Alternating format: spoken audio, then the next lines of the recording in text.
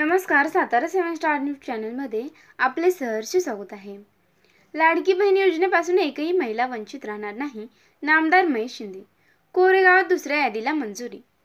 मुख्यमंत्री नामदार एकनाथ शिंदे, उपमुख्यमंत्री नामदार देवेंद्र फडणवीस व नामदार अजितदादा पवार यांच्या नेतृत्वाखालील महायुती सरकारने माता भगिनींसाठी लाडकी बहीण योजना सुरू केली आहे। महिलांना आर्थिक आधार मिळावा म्हणून ही योजना राबवण्यात येत आहे।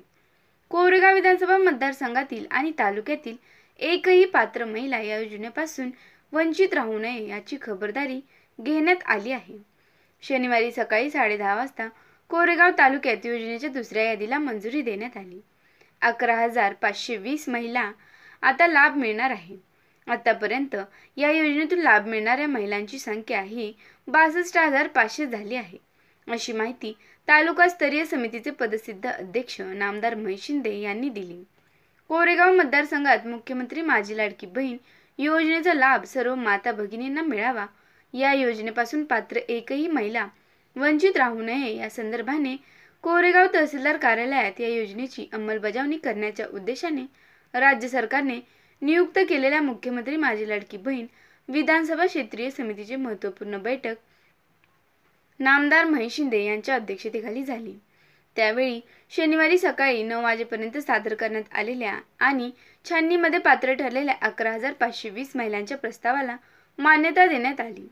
यावेळी समितीचे सदस्य सचिव तथा तहसीलदार डॉ. संगमेश कोडे, समितीतील सदस्य गट विकास अधिकारी सुप्रिया चव्हाण, एकात्मिक बाल विकास प्रकल्प अधिकारी सुजित कुमार इंगवले, नगरपंचायतीच्या मुख्याधिकारी विजया घाडगे, समाज कल्याण विभागाचे प्रतिनिधी, अंगणवाडी पर्यवेक्षिका व अशासकीय सदस्या शुभांगी मदन शेलार उपस्थित होत्या।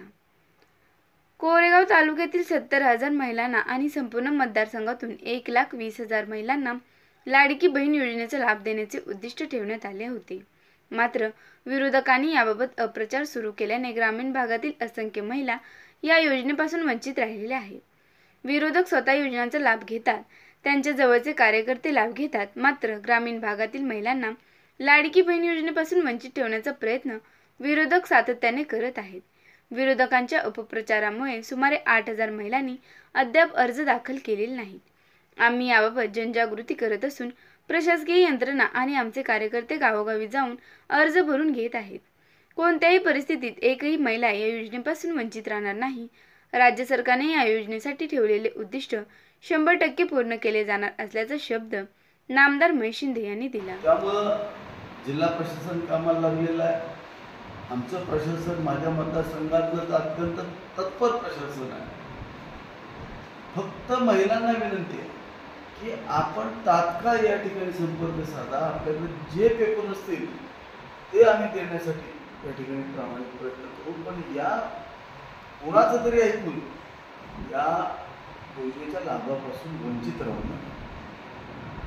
मुख्यमंत्री महोदय एकनाथ शिंदे साहेब आणि देवेंद्र फडणवीस साहेबांच्या नेतृत्वाखालचं सरकार आज प्रत्येक महिलेपर्यंत लाभ पोचवायचे त्यांचे स्वप्न आहे, ते पूर्ण करण्यासाठी आपण सगळ्यांनी पत्रकार मित्र पण या ठिकाणी आहेत। आपण सुद्धा या योजनेमध्ये सर्वसामान्य माणसांपर्यंत ही योजना महिलांपर्यंत पोचवण्यामध्ये आपला पण सहभाग माध्यमांचा फार महत्त्वाचा आहे आणि तो आपण चांगल्या पद्धतीने कोरेगाव तालुक्यामध्ये त्या ठिकाणी निभावत आहे। त्याबद्दल सरकारांनाही धन्यवाद देतो, माझ्या कमिटीच्या सर्व सदस्यांचाही त्या ठिकाणी धन्यवाद देतो आणि आभारी मानतो। आज आम्ही 65,374 70,000ला 62,000 तर 1,00,000ला हे जर आपण केलं तर साताऱ्याचा 85% आज टार्गेट अचीव करू शकलो, ही फार मोठी उपलब्धी आहे। 85 ते 88% टार्गेट करू शकलो। आता आपल्याला ते 95 ते 100% मध्ये न्यायचं। त्यासाठी मी आज सूचना करतो की प्रशासनानं त्या गोष्टीला